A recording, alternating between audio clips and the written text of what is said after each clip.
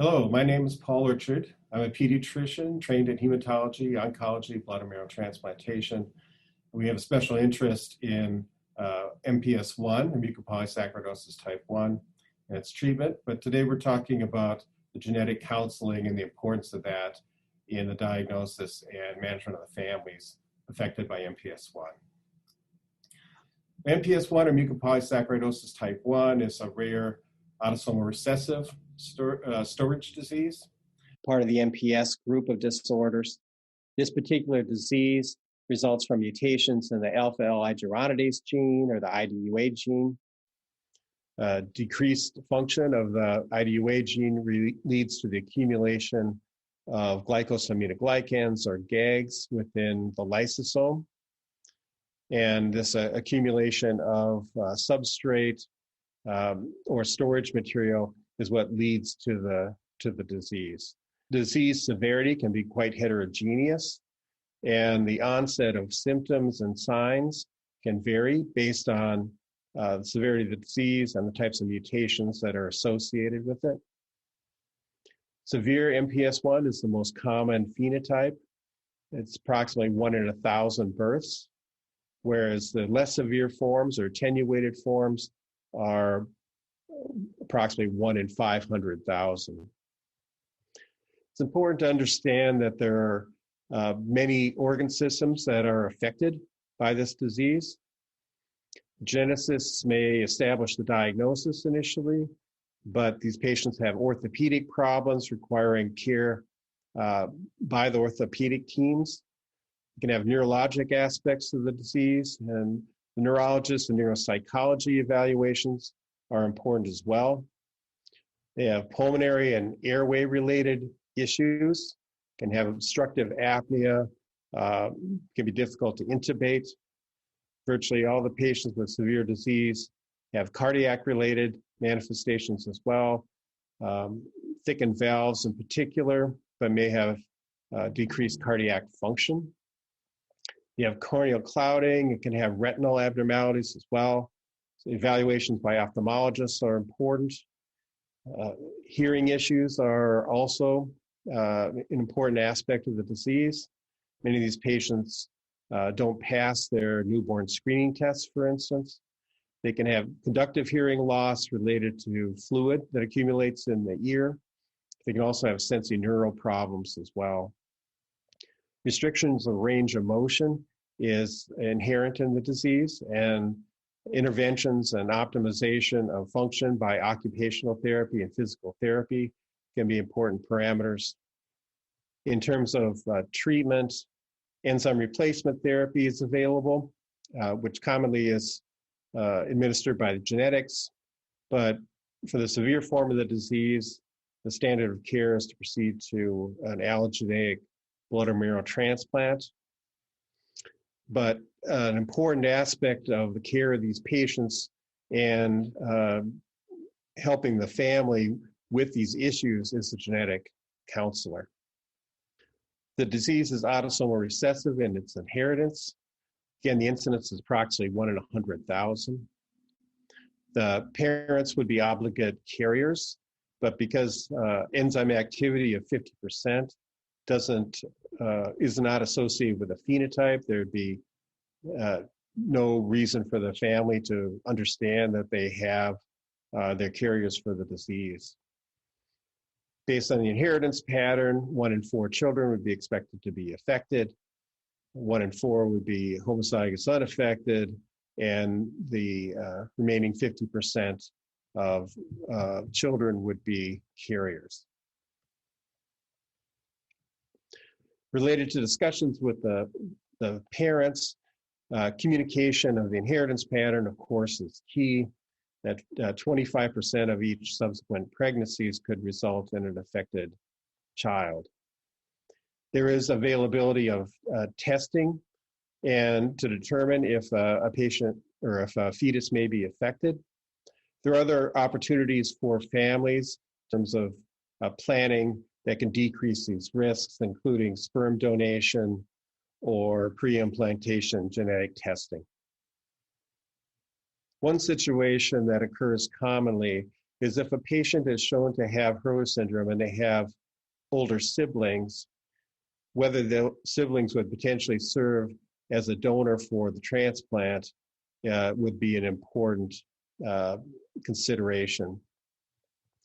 If those patients do not have Hurler syndrome, and generally if they were significantly older, that can be effectively ruled out, there would be a 2/3 chance that they would be a carrier and a 1/3 chance that they would be unaffected, not a carrier.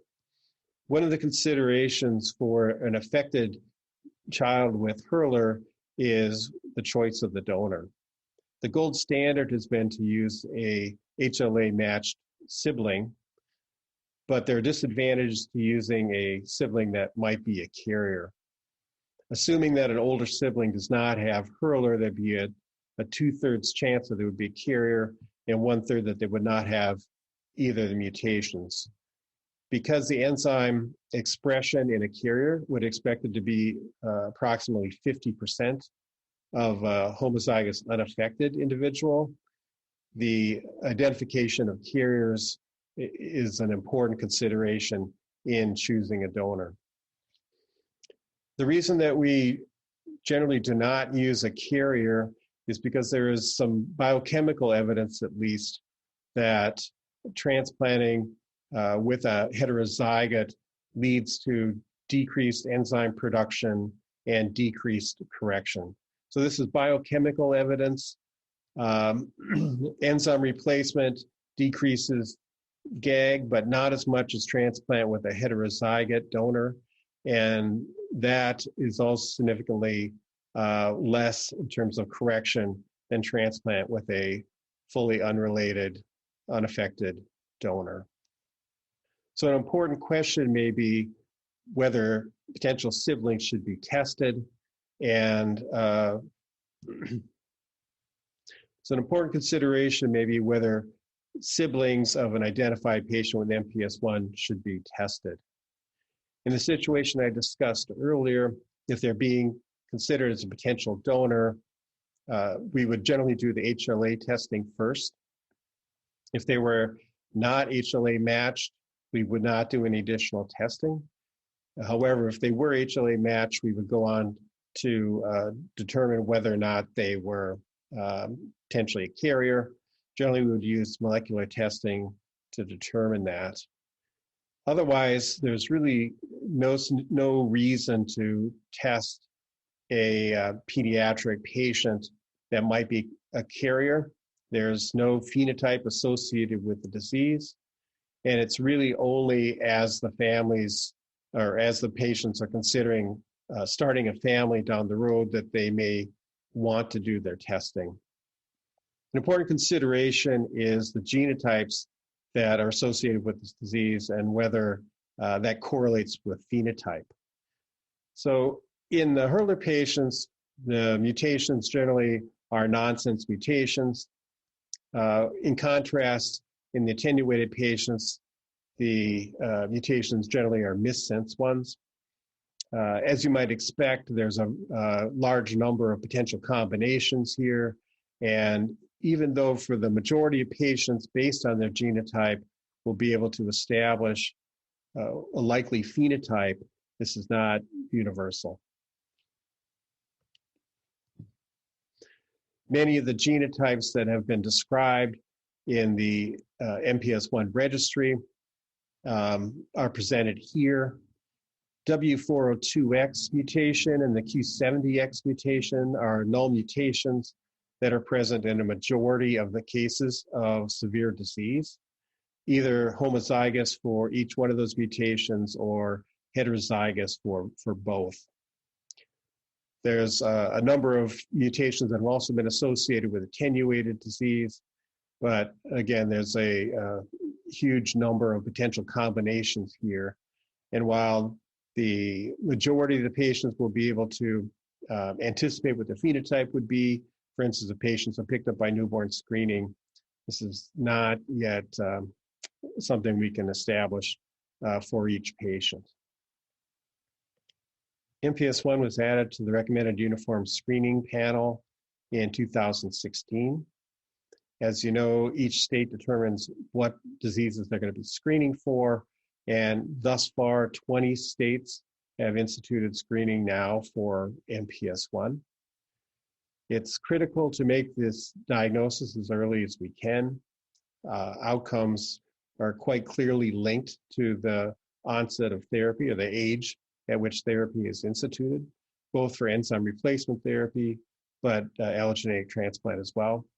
So the opportunity to identify these patients very early in life and to begin therapy will play a large role in what their overall outcomes and quality of life will be later. In terms of additional information regarding the disease, the MPS Society has a wealth of information, and the National Society for Genetic Counselors, American Board for Genetic Counselors also can provide additional resources in terms of assessing patients and counseling them. So in summary, MPS I is a rare autosomal recessive disorder. It is progressive. There are various phenotypes. The severe form is lethal without therapy. It has now been placed on the recommended uniform screening panel. There's 20 states that are currently screening, but this is increasing on an ongoing basis. Being able to identify these patients early in life can shorten the diagnostic odyssey and allow us to intervene earlier, which is hugely important in achieving the best outcomes possible. Discussions with the family regarding a diagnosis of MPS I will be critical in helping the family better understand what the implications of the disease are and help them make better informed decisions moving forward. This is Paul Orchard, and I appreciate your time and attention.